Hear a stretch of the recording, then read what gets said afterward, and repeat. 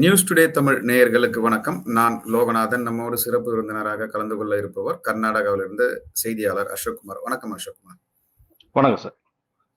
தொடர்ந்து நம்ம தர்மசாலா விஷயத்த பேசிட்டே இருக்கோம். குறிப்பா தர்மசாலா பிரச்சனையே தலைகீழா மாறிடுச்சுன்னு சொல்லி ஊடகங்கள் பல்வேறு வதந்திகளை தொடர்ந்து பரப்பிட்டு வராங்க. உண்மை நிலவரம் என்ன? அந்த பிரச்சனை என்னதான் ஆச்சு? இந்த எஸ்ஐடி விசாரணை எப்படி போகுது? கொஞ்சம் டீட்டெயில்டா சொல்லுங்க சார். சார், மெயின் ஸ்ட்ரீம் மீடியாக்கள் வதந்திகளை பரப்பிட்டு இருக்காங்க அப்படின்னு நீங்களே சொல்லிட்டீங்க. வதந்திகள் வெறும் பொய் மட்டுமே. இந்த தர்மஸ்தலா கேஸ் எப்போ 10-12 குழியில இவங்க 13 குழியில தோண்டி 2 குழியில மட்டும்தான் எலும்பு கூடுகள் கிடைக்குது. மற்ற குழியிலாம் எலும்பு கூடு கிடைக்கிறதுல அப்பயே கர்நாடகா மீடியா, தமிழ்நாடு மீடியாலாம் பேச ஆரம்பிச்சது. சில பேர் பணம் வாங்கிட்டு பேசுனது எங்களுக்கு நேராவே தெரியும். இந்த கேஸை இழுத்து மூட போறாங்க, எஸ்ஐடியோட இன்வெஸ்டிகேஷன் முடிஞ்சிருச்சு, சீக்கிரமா ரிப்போர்ட் வந்துடும், இந்த கேஸ் முடிஞ்சிடும்னு. பட் அதான் நிலவரம், உண்மை நிலவரம் அப்படி கிடையாது. நாமளும் தொடர்ந்து ஒரு 1.5 மாசமா பேசிட்டு இருக்கோம். உண்மை நிலவரம் என்னன்னா, சின்னையா பத்தின கேஸ், சின்னையா பத்தின என்கொயரி ஒரு 20% தான் இந்த விஷயத்துல. இது இல்லாம எஸ்ஐடி டீம் பேரலரா நிறைய இன்வெஸ்டிகேஷன் பண்ணிட்டு இருக்காங்க, நிறைய விஷயத்த என்கொயரி பண்ணிட்டு இருக்காங்க, நிறைய சாட்சிகள் புதுசா சாட்சிகள் வந்துட்டு இருக்காங்க. இந்த சௌஜன்யா கேஸ், அதாவது இந்த மொத்த தர்மஸ்தலா கேஸ் இனிஷியல் எங்க இருந்து தொடங்குதுன்னா சௌஜன்யா கேஸ்ல இருந்து தான் தொடங்குது. அதுதான் ஆரம்ப புள்ளி.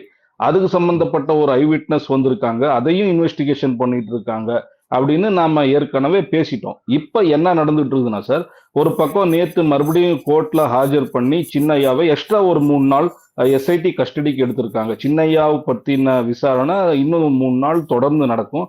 உள்ள என்னென்ன விசாரணை நடந்துட்டு இருக்குது, சின்னையா கிட்ட எந்த மாதிரியான கேள்விகள் கேட்கப்படுது, சின்னையாவோட பதில் என்ன அப்படிங்கிறத பத்தின எந்த அப்டேட்டும் நம்மளுக்கு இது வரைக்கும் கிடையாது.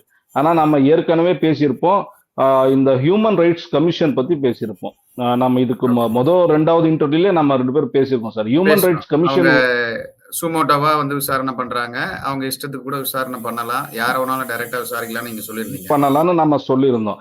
அதாவது இந்த ஹியூமன் ரைட்ஸ் கமிஷன் வர்றதுக்கு முன்னால சின்னையா கொடுத்த ஸ்டேட்மெண்ட் ரொம்ப உறுதியா இருந்துச்சு. அவன் வேற யூடியூப் சேனல்ல அவரு கொடுத்த இன்டர்வியூவையும் நம்ம பார்த்திருந்தோம்.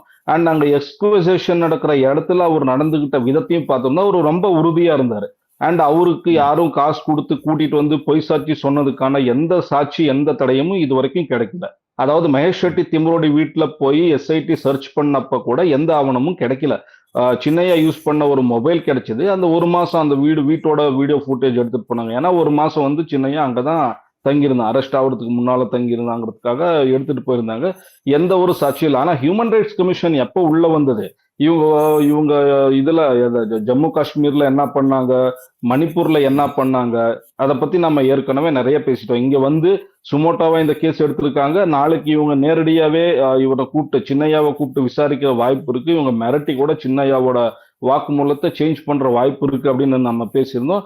அதுக்கு தகுந்த மாதிரியே அடுத்த 2-3 நாட்கள்லயே டிவில எல்லாம் நியூஸ் வந்துச்சு. ஆமா, நான் காசு வாங்கிட்டு போய் சொல்லிட்டேன்னு சின்னையா சொன்னது. அது எதுவுமே அதிகாரப்பூர்வமான செய்தி கிடையாது. எல்லாமே அவங்கவுங்க assumption, main stream மீடியாவோட assumption.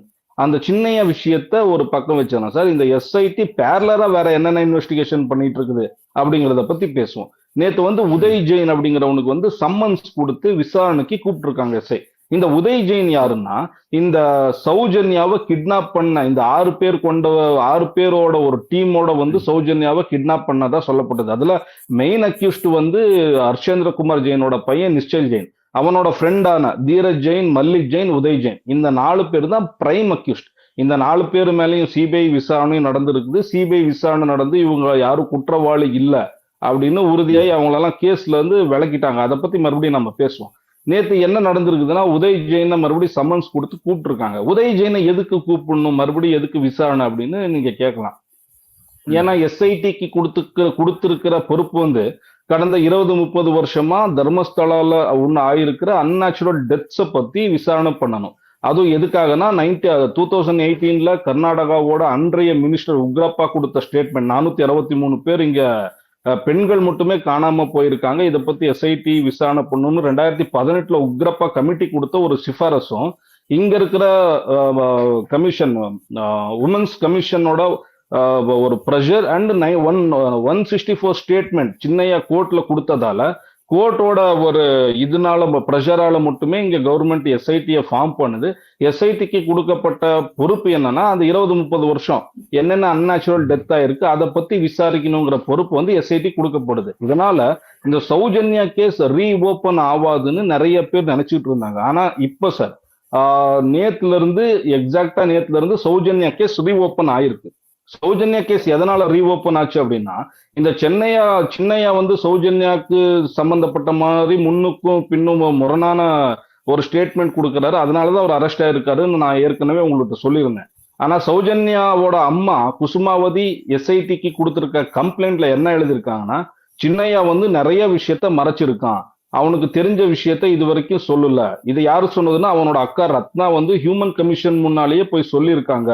சின்னையாவுக்கு Sowjanya rape and murder case பத்தி நிறைய விஷயம் தெரிஞ்சதுனால வலுக்கட்டாயமா எங்களை இந்த ஊரை விட்டு துரத்துனாங்க. தர்மஸ்தலா அட்மினிஸ்ட்ரேஷன் எங்களை துரத்துனாங்க, நாங்களும் உயிர் பயத்துல இங்கிருந்து போயிட்டோம் அப்படின்னு ஹியூமன் ரைட்ஸ் கமிஷன் முன்னாலே ரத்னா சொல்லியிருக்காங்க. அது அவங்க எங்ககிட்டயே சொல்லியிருக்காங்க. இதன் அடிப்படையில சின்னையா மேல இன்னொரு வழக்கு பதிவு செஞ்சு சின்னையாவை தீவிரமா விசாரிக்கணும்னு சொல்றாங்க. ஆனா அந்த கம்ப்ளைண்ட்ல நீங்க கூர்ந்து கவனிச்சா, இந்த தீரஜ் ஜெயின், மல்லிக் ஜெயின், உதய் ஜெயின், நிச்சய் ஜெயின் இந்த யாரோட பேரும் அந்த கம்ப்ளைண்ட்ல இல்ல. அப்படி கம்ப்ளைண்ட்ல அவங்க எழுதலைன்னா கூட, இந்த பேர்களை எழுதலைன்னா கூட, நேத்து எஸ்ஐடி உதய் ஜெயினை கூப்பிட்டு விசாரிக்குது. எதன் அடிப்படையில விசாரிக்குதுன்னா, மண்டியாவில இருந்து ஒரு லேடி 2 வருஷமா அந்த சௌஜன்யா, அதாவது 2012 அக்டோபர் 9 கிட்னாப் ஆன சௌஜன்யாவை நேர்ல பார்த்த ஒரே சாட்சியா அந்த பொம்பளை தான். அந்த ஒரு லேடி 62 வருஷம் கொண்ட லேடி. குறிப்பா வந்து நம்ம அவங்கள பத்தி பேசி ஆகணும். டைரக்டா வந்து எப்ப பார்த்தாலும் நான் வந்து அவங்கள அடையாளம் காட்ட முடியும் அப்படின்ற ஒரு விஷயத்த மென்ஷன் பண்றாங்க. இன்னொரு விஷயம் வந்து இவர் புதைச்சத நிறைய 8 சாட்சிகள் பார்த்ததா சொல்றாங்க. அதை பத்தி கொஞ்சம் டீட்டெயிலா சொல்லுங்க சார். அந்த லேடி 62 வருஷம் கொண்ட லேடி வந்து இப்ப எஸ்ஐடிக்கு சவால் விட்டுக்கிட்டு இருக்காங்க சார். நீங்க சொன்னா நம்ப மாட்டீங்க. கர்நாடகால எல்லா மெயின் ஸ்ட்ரீம் மீடியா, ஒரு சில மெயின் ஸ்ட்ரீம் மீடியாக்கள் மட்டுமே இவங்களை இன்டர்வியூ பண்ணிருக்காங்க. மாஸ்கோட அவங்க இன்டர்வியூல சொல்லியிருக்கிற விஷயங்கள் எல்லாமே ரொம்ப அதிர்ச்சிக்கு உள்ளாக்குற விஷயமா இருக்கு. இதுக்கு முன்னாலே சில யூடியூப் சேனல்ல கூட அவங்க இந்த விஷயம் சொல்லியிருந்தாங்க. 2 வருஷமா நான் சாட்சியா இதை வந்து சொல்ல தயாரா இருக்கேன், யாரும் என்ன கூட்டிட்டு வந்து நிக்க வச்சு பேச வைக்க இது கொடுக்கல, அந்த ஒரு பிளாட்ஃபார்ம் கொடுக்கல. இப்பதான் உடனாடி அப்படிங்கிற ஒரு ஆர்கனைசேஷன் அந்த பிளாட்ஃபார்ம் கொடுத்துருக்குதுன்னு அவங்க பார்த்த விஷயம் சொல்றாங்க. அவங்க பார்த்த விஷயம் என்னன்னா, இதை ஏற்கனவே நான் போன இன்டர்வியூல கூட உங்கள்கிட்ட சொல்லியிருப்பேன். நான் தர்மஸ்தலாவுக்கு நான் ஒரு நேச்சுரல் ட்ரீட்மெண்ட்டுக்காக வந்தேன். அதுவும் தர்மஸ்தலா கோவிலுக்கு சேர்ந்த ஒரு ஹாஸ்பிட்டல் தான். அங்க ட்ரீட்மெண்ட் முடிச்சுட்டு வெளியே பஸ் ஸ்டாப்ல பஸ்ஸுக்கு வெயிட் பண்ணி நின்றுகிட்டு இருந்தேன். கொஞ்சம் மழை வந்துகிட்டு இருந்தது. அந்த டைம்ல ஆட்டோல ஒருத்தன் வந்தான். அவன் திக்கி திக்கி பேசிட்டு இருந்தான், கொஞ்சம் குள்ளமா இருந்தான். ஆட்டோல வந்தவன், இங்கெல்லாம் நீங்க நிக்க கூடாது போங்கன்னு எங்களை கட்டாயப்படுத்தி போக பார்த்தா நாங்க போகல. நீங்க வாங்க ஆட்டோல நானே டிராப் பண்றேன் அப்படின்னு கூட சொன்னா. தெரியாதவன் ஒருத்தன் ஃப்ரீயா டிராப் பண்றாங்கிறான், இவன் கூட எப்படி போறதுன்னு நாங்க பயந்துட்டு போகல. ஆனா அதுக்கு அடுத்து 5 நிமிஷத்துலயே அங்க ஒரு பொண்ணு நடந்துகிட்டு வந்துச்சு. அந்த பொண்ணை பார்த்தேன் நானு. பார்த்தப்பயே தெரிஞ்சது எங்க ரிலேட்டிவ்ல ஒரு பொண்ணு இந்த மாதிரி தான் இருக்குன்னு. அந்த முகஜாடையை பார்த்த உடனே எனக்கு தெரிஞ்சு நாங்க பேசிட்டு இருந்தோம். நானும் என் கூட வந்த இன்னொரு லேடி, அவங்க இறந்துட்டாங்க. நாங்க 2 பேர் பேசிட்டு இருக்கவே ஒருத்தன் வந்து இந்த ஆட்டோல இருந்து இறங்கின வந்து அவனை அந்த குழந்தைய தூக்கி ஒரு சாம்பல் நிற கார்ல அந்த குழந்தைய போட்டு அடைச்சு அனுப்பி விட்டாங்க. அதுக்கப்புறம் நான் அவனை கேட்டேன். அவன் திக்கி திக்கி சொன்னான், என்ன பிரச்சனை, எதுக்கு இந்த பொண்ணு இப்படி தூக்கிட்டு போறீங்கன்னு கேட்டப்போ, எங்க ஃபேமிலி இஷ்யூ இது, குழந்தை பிரச்சனை பண்ணிட்டு கோவிச்சுட்டு வெளியே வந்துச்சு, நாங்க கூட்டிட்டு போறோம் அப்படின்னு சொன்னான். அப்ப எங்க வீட்டுல பெருசா டிவி, பேப்பர் படிக்கிற பழக்கம், டிவி எல்லாம் இல்லாதனால எனக்கு தெரியல. சில வருஷங்களுக்கு பிறகு சௌஜன்யா கேஸ் பெருசா வெடிச்சு போராட்டங்கள் எல்லாம் நடந்தப்போ அந்த போட்டோவை பார்த்தப்ப எனக்கு தெரிஞ்சது, இந்த குழந்தைய தான் அன்னைக்கு நான் பார்த்தேன். அந்த குழந்தை சடலமா இருக்கு. இப்ப கூட்டிட்டு வந்து நிறுத்தினா கூட நான் அவனை அடையாளம் கண்டுபிடிப்பேன். உங்களுக்கு தம் இருந்தா எஸ்ஐடி அவனை எப்படியாவது பிடிச்சி என் மேல என் முன்னால கூட்டிட்டு வந்து நிறுத்துங்க, நான் அவன் செவிலியே அறையணும் அப்படின்னு அந்த பொம்பளை, அந்த மேடம், ஒரு லேடி ஒரு ஸ்டேட்மெண்ட் கொடுத்துருக்காங்க. அந்த ஸ்டேட்மெண்ட்ல அவங்க தெளிவா சொல்லியிருக்கிறது என்னன்னா, அந்த ஆளு யாரு அந்த குழந்தைய தூக்கி உள்ள போட்டாங்க இல்லையா, அவன் திக்குவாய். வார்த்தை பேசுறதுக்கு முன்னாலே திக்குவான், குள்ளமா இருப்பான்னு. உதய் ஜெயினோட அடையாளம் அதுக்கு கரெக்டா மேட்ச் ஆகுது. நேத்து வந்து எஸ்ஐடி சமன்ஸ் கொடுத்து அவன் போய் எஸ்ஐடி விசாரணை முடிச்சுட்டு வெளியே வந்து மீடியா கிட்ட பேசும்போது அவன் திக்கி திக்கி பேசியிருக்கான் நேத்து. அண்ட் இந்த லேடி சொன்ன மாதிரி அவன் குள்ளமாவும் இருக்கான். அந்த அடங்க அடையாளம் கரெக்டா மேட்ச் ஆகுது. இதுக்கு முன்னால இவங்க மேல சிபிஐ கூட என்கொயரி பண்ணிருந்துச்சு. ஆனா தகுந்த சாட்சி இல்லாததுனால இவங்களுக்கு தண்டனை ஆகல. ஓகே. இப்போ ம். குறிப்பா சௌஜன்யாவோட அம்மா இவங்க பேரெல்லாம் கம்ப்ளைண்ட்ல எழுதலைனா கூட இவங்களுக்கு சம்மன்ஸ் கொடுத்திருக்காங்க. இன்னும் 4 பேருக்கு எஸ்ஐடி சம்மன்ஸ் கொடுத்திருக்கு. சோ இதனால நேத்துல இருந்து அத்தென்டிக்காவே சௌஜன்யாவோட கேஸ் வந்து மறுபடியும் ரீஓபன் ஆயிருக்கு. இந்த கேஸ் பத்தின என்கொயரி நடக்கும். இது இல்லாம ஹெல்ப்லைனுக்கு இன்னும் என்னென்ன கம்ப்ளைண்ட்ஸ் வந்திருக்கு அந்த எல்லா கம்ப்ளைண்ட்ஸ் மேலயும் எஸ்ஐடி என்கொயரி பண்ணும். சௌஜன்யா கேஸ் ரீ என்கொயரி ஆகி இதுல யார் யார் குற்றவாளிகள்னு கண்டுபிடிச்சு உங்களுக்கு தண்டனை ஆச்சுன்னா தர்மஸ்தலால புதைக்கப்பட்ட மிச்ச எல்லா உண்மைகளும் வெளியே வரும் அப்படின்னு நாங்க நம்புறோம் சார். ஓகே. அப்போ இந்த தர்மசாலால நடைபெற்ற பிணங்கள், புதைக்கப்பட்ட பிணங்கள் அந்த கேஸ் முழுமையடையலனா கூட இந்த சௌஜன்யா கேஸ்ல கட்டாயம் அவர்கள் தண்டிக்கப்படுவார்கள்ன்ற விஷயம் உண்மைதான். இல்ல இதுல முழுமை அடையாதுன்னு சொல்ல முடியாது சார். தர்மஸ்தலாவில் புதைக்கப்பட்ட இந்த அன்நேச்சுரல் டெத் ஆகி புதைக்கப்பட்ட கேஸ வந்து அது முடியாது அப்படின்னு நம்ம சொல்லவே முடியாது சார். எதுக்குன்னா ஃபாரஸ்ட் டிபார்ட்மெண்ட் பிளேஸ்ல நீங்க அத்துமீறி நுழைஞ்சாலே கேஸ் போடுவாங்க. அந்த அந்த நிலையில நீங்க எப்படி இத்தனை பிணங்களை வந்து அங்க புதைச்சிங்க? அது மேலா இருக்கட்டும் ஃபீமேலா இருக்கட்டும். இப்ப நிறைய மீடியாக்கள் சொல்லுதுங்களா சார், எஃப்எஸ்எல் ரிப்போர்ட் வந்துருச்சு, எல்லா எலும்பு கூடுகளும் ஆம்பளைங்களோட எலும்பு கூடுகள்னு சொல்லப்படுதுன்னு. ஏன் ஆம்பளைகளை வந்து கொலை செஞ்சா நீங்க தண்டனை கொடுக்க மாட்டீங்களா? பெண்களை குறிப்பிட்டு கொலை செஞ்சா மட்டும்தான் நீங்க தண்டனை கிடைக்குமா? ஆம்பளைங்களுக்கு ஒன்னா தண்டனை கிடைக்காதுங்களா? அண்ட் எஃப்எஸ்எல் ரிப்போர்ட் இன்னும் வரல. இப்போ இன்னொரு இன்சைடு இன்ஃபர்மேஷன் என்னன்னா, நிறைய ப்ரெஷர் இருக்கு சின்னையா மேல. ஏன்னா ஒரு கவர்மெண்டோட துணை முதல்வரே வந்து நாங்க தர்மஸ்தலாவை காப்போம்னு சொல்றாரு. அண்ட் எப்ப சின்னையா அரெஸ்ட் ஆகுறான், சின்னையா அரெஸ்ட் ஆன உடனே எல்லா மீடியாவும் போய் சின்னையா ஊருக்கு போகுது, அங்க பொதுமக்கள்கிட்ட பேசுறாங்க, சின்னையாவோட முதல் மனைவி கிட்ட பேசுறாங்க, சின்னையா பத்தின ஒரு நெகட்டிவ் இம்பாக்ட கிரியேட் பண்ண தேவையான எல்லா வேலையும் மீடியா பண்ணும்போது ஒரு சாமானிய கீழ் வர்க்கத்துக்கு சேர்ந்த ஒரு தலித் கம்யூனிட்டிக்கு சேர்ந்த ஒரு ஆளு எப்படி பதட்டப்படாம இருக்க முடியும்? இந்த பதட்டத்தினாலேயே அவன் நிறைய இடத்த வந்து ராங்கா காட்டியிருக்கான். அவன் சரியான இடத்த காட்டினா நிறைய பிணங்கள் கிடைச்சிருக்கும் அப்படின்னு நான் சொல்லிட்டு இல்ல சார்.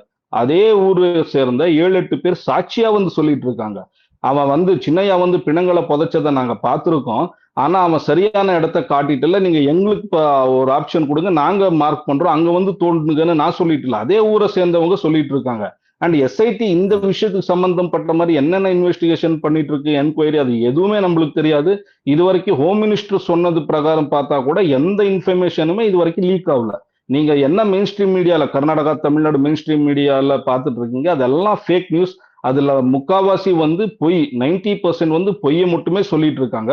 அதனால இந்த புதைக்கப்பட்ட பிணங்கள் கேஸ்லயும் கூட நிறைய அதிர்ச்சிகரமான உண்மைகள் இன்வெஸ்டிகேஷன் என்கொயரி மூலியமா வெளியே வரும் அப்படின்னு நாங்க உறுதியா நம்புறோம் சார். இதை வெயிட் பண்ணி தான் பார்க்கணும். ஆனா அது இல்லாம நிறைய இது இடியாப்ப சிக்கல் மாதிரி தர்மஸ்தலா கேஸ், அது இல்லாம இப்ப சௌஜன்யா கேஸ் வந்து ரீஓபன் ஆயிருக்கு. பத்மலதாவோட அக்கா இந்திராணி கொடுத்திருக்க கம்ப்ளைண்ட் கேஸையும் வந்து ரீஓபன் பண்ணுவோம்னு உறுதியா எஸ்ஐடி சொல்லியிருக்கு. ஸோ இந்த மாதிரி இன்னொரு முக்கியமான விஷயம் சார், ஆனபாகனோட ஒய்ஃப் மறுபடியும் வந்து கேஸ் கொடுத்திருக்காங்க. இந்த ஆனபாக அண்ட் ஆனபாக நாராயண் அவனோட தங்கச்சி யமுனா இருக்காங்க இல்லைங்களா, யமுனாவையும் மாஸ் ரேப் பண்ணி தான் மர்டர் பண்றாங்க. ஆனபாகனை தலை மேல கல்லை தூக்கி போட்டு கொல்றாங்க. அந்த கொலை நடந்தது வந்து சொத்துக்காக அப்படின்னு தான் சொல்லப்படுது. அந்த சொத்து யாருமே தர்மஸ்தலாக்கு எழுதி கொடுக்காம ஆனபாகம் இறந்த உடனே அவன் வீட்டை டெமாலிஷ் பண்ணி அங்க ஒரு ஹோட்டல் கட்டியிருக்காங்க. அந்த ஹோட்டலோட போட்டோ கூட நான் உங்களுக்கு அனுப்பி விடுறேன். இப்போ ஒரு கொலை செய்யப்பட்ட ஒரு ஆளோட இடத்த எழுதி கொடுக்காம இவங்க எப்படி அந்த இடத்துல தர்மஸ்தலாக்கிற அந்த இடத்த ஆக்கியூபை பண்ணி அங்க ஹோட்டல் கட்ட முடியும்? நீங்க யோசிச்சு பார்க்கணும் இல்லையா? இத்தனை விஷயத்தையும் எஸ்ஐடி என்கொயரி பண்ணிட்டு இருக்கு. அது ஒரு பெரிய இதா சர்க்கிளா போயிட்டு இருக்கு. ஒவ்வொரு என்கொயரியை ஒவ்வொரு ஆபீசர்ஸ் பண்ணிட்டு இருக்காங்க. அதனால எல்லா விஷயத்திலும் நீதி கிடைக்கும் அப்படின்னு நாங்க உறுதியா நம்புறோம் சார். பொலிட்டிக்கலா என்ன பிரஷர் இருக்கு சார் இந்த விஷயத்துல இப்போ பிரசன்டா? பொலிட்டிக்கல் பிரஷர் இல்ல, தர்மஸ்தலா இஷ்யூவை பொலிட்டிக்கல் குரோத்துக்காக ஒரு பெரிய டிராமா பண்ணிட்டு இருக்காங்க. ஆர்எஸ்எஸ் பிஜேபி இந்த மாதிரி டிராமா பண்றது ஒன்றும் புதுசு இல்ல. அதுவும் கர்நாடகத்துக்கு இது புதுசு இல்ல. 1992ல இருந்து நாங்க பார்த்துட்டு இருக்கோம். அண்ணாமலை வந்த வாட்டி தான் தமிழ்நாடு இதை பார்த்துக்கிட்டு இருக்கு. ஆனா இது வந்து கர்நாடகத்தோட காப்பி. 1992 ஈத்கா பிரச்சனையா இருக்கலாம், கர்நாடகா ஈத்காவோட பிரச்சனையா இருக்கலாம், அண்ட் தத்தப்பீட்டா பிரச்சனையா இருக்கலாம். அங்க இருந்து தான் பிஜேபியோட குரோத் இருக்கு, குரோத்தே ஆரம்பிக்குது. எப்படி அப்படின்னா எங்க போனாலும் இவங்க ஒரு கம்யூனல் ரைட்ஸ் கிரியேட் பண்ணும். இந்து தர்மத்துக்கு அபாயம் இருக்குதுன்னு ஜனங்க நடுவுல சொல்லி சொல்லி இந்துக்கள் ஓட்டை வந்து ஒரு கன்சாலிடேட் பண்ணி அதை வந்து லாபமா ஆக்கிக்கணுங்கிறது தான் பிஜேபியோட ஒட்டுமொத்த திட்டமே அதுதான். ஏன்னா தர்மஸ்தலால பாதிக்கப்பட்ட பெண்களும் இந்துக்கள் இல்லையா, அவங்களுக்காகவும் பேசணும் இல்லையா. நேத்து பாருங்க, ஒரு வாரமா வந்து ஒவ்வொரு இந்து லீடர்கள், பிஜேபி லீடர்கள் வந்து தர்ம யாத்திரை தர்மஸ்தலா போயிட்டு இருக்காங்க. போகட்டும், எங்களுக்கு எந்த பிரச்சனையும் இல்லை. நேத்து வந்து கர்நாடகா பிஜேபியோட ஸ்டேட் பிரசிடென்ட் கூட ஒரு யாத்திரை போயிருக்காரு, சில எம்எல்ஏக்களோட போய் யாத்திரை போயிருக்காரு, சௌஜன்யா வீட்டுக்கும் போய் பேசிட்டு வந்திருக்காரு. ஆனா இவங்க உண்மையா பேச வேண்டியது இந்த கோவில் அண்ட் சாமி பேரால கோடிக்கணக்கான பணத்தை சம்பாதிச்சிட்டு இருக்க இந்த 1000 கோடி முதலாளிகளுக்காக பேசணுமா, இல்ல பாதிக்கப்பட்ட பெண்களுக்காக பேசணுமா? இப்ப கோவிலின் புனிதத்தன்மை மீட்கப்படும்னா எப்ப மீட்கப்படும் சார்? சௌஜன்யாவோட கேஸ்ல யார் யாரெல்லாம் குற்றவாளிகள்னு கண்டுபிடிச்சாதானே நீங்க உண்மையான நீதியை வந்து வாங்கினதா அர்த்தம். பத்மலதா கேஸா இருக்கலாம், நாராயண் கேஸா இருக்கலாம், இவங்க எல்லாமே வந்து இந்துக்கள். இவங்களுக்காக தர்ம யாத்திரை பண்ணாத பிஜேபி லீடர்கள் எதுக்கு ஒரு பணக்கார முதலாளிக்காக மட்டுமே இது பண்ணும்? அதுவும் இல்லாம இங்க கவர்மெண்ட்லயும் வந்து துணை முதல்வர் டி.கே. சிவகுமாரே ஓப்பனா சொல்றாரு, தர்மஸ்தலாவை நாங்க காப்பாத்துவோன்னு. அதாவது சார், எங்களுக்கு உறுதியா தெரியுது, கர்நாடகா ஆளுங்கட்சி எதிர்கட்சி ரெண்டுமே சேர்ந்து எப்படியாவது தர்மஸ்தலாவை காப்பாத்த நினைக்கிறாங்க. ஏன்னா தர்மஸ்தலா ஒரு சின்ன இன்ஸ்டியூட் இல்ல. பொம்பளைங்களுக்கு 70,000 கோடி கந்து வட்டிக்கு காசு கொடுத்து வார வாரம் கந்து வட்டி வசூல் பண்றாங்க. நிறைய பணம் வந்து இவங்ககிட்ட கிட்டத்தட்ட 500 கோடி வந்து உண்டியிலேயே விழுதுன்னு சொல்லப்படுது. இது இல்லாம இவங்க ஸ்கூலு, காலேஜ், ஹாஸ்பிட்டல் வச்சு நடத்திட்டு இருக்காங்க. இவங்க பணத்துல தான் எலெக்ஷனே நடக்குது. நிறைய லீடர்ஸ் இவங்க பணத்தை நம்பி தான் இருக்கிறாங்க. அதனால இவங்களை காப்பாத்தி தான் ஆகணும், அவங்களுக்கு வேற வழி இல்லை. இது வந்து ஒரு பெரிய பொலிட்டிக்கல் டிராமா இதை பத்தி சுத்திக்கிட்டு இருக்கு. இந்த தர்மஸ்தலாவை சுத்திக்கிட்டு இருக்குது. ஆனா எஸ்ஐடி மேலேயும் இந்த ப்ரெஷர் இருக்குது. எப்படியாவது இந்த கேஸை வந்து தர்மஸ்தலாவுக்கு கிளீன் சீட் கொடுத்துடணும்னு கவர்மெண்ட் தரப்புல இருந்தே எஸ்ஐடிக்கு ஒரு ப்ரெஷர், அழுத்தம் கொடுக்கப்படுதுன்னு ஒரு இன்சைடு இன்ஃபர்மேஷன் இருக்கு. ஆனா எஸ்ஐடி இதுக்கு வந்து செவி கொடுக்குற மாதிரி தெரியல. ஏன்னா எஸ்ஐடி வந்து இந்த ரிப்போர்ட்டை என்னைக்குமே கவர்மெண்ட்டுக்கு கொடுக்காது. 164 ஸ்டேட்மெண்ட் கோர்ட்ல ஆனதுனால இந்த ரிப்போர்ட்டை, இந்த என்கொயரி ரிப்போர்ட்டை வந்து எஸ்ஐடி நேரா கோர்ட்டுக்கு தான் தரணும். அதனால எஸ்ஐடி பிரணப் மொஹந்தி ரொம்ப தெளிவா வந்து மீடியாக்கள்ல எவ்வளவு பொய் நியூஸ்கள் வந்து பொட்டு வச்சு பூ வச்சு டிசைனா வளம் வந்தாலும் அது எதுக்குமே செவி கொடுக்காம சரியான வழியில இன்வெஸ்டிகேஷன் நடத்திட்டு இருக்காரு. இது தர்மஸ்தலாவுக்கே ஒரு பெரிய ஆப்புன்னு சொல்லப்படுது சார். ஆனா அந்த ரிப்போர்ட் வர வரைக்கும் நம்ம கண்டிப்பா வெயிட் பண்ணி தான் பார்க்கணும். தர்மசாலா பத்தி பல்வேறு விஷயங்களை தொடர்ந்து நியூஸ் டுடே தமிழுக்கு நீங்க சொல்லிட்டே வரீங்க. உங்களுக்கு எங்களை நிறுவனம் சார்பாக நன்றி தெரிவிச்சுக்கிறோம். மீண்டும் ஒரு விவாதத்துல நம்ம சந்திக்கலாம். நன்றி, வணக்கம் சார். நன்றி சார், தேங்க்யூ. நேயர்களே, இது போன்ற தொடர்ச்சியான நல்ல வீடியோக்களை நாங்கள் தந்து கொண்டிருக்கிறோம். எங்களுக்கான அங்கீகாரம் என்பது எங்க சேனலை சப்ஸ்கிரைப் பண்ணி எங்க வீடியோக்களை பாருங்க. முடிஞ்சா எல்லாருக்கும் இந்த வீடியோவை பகிருங்க.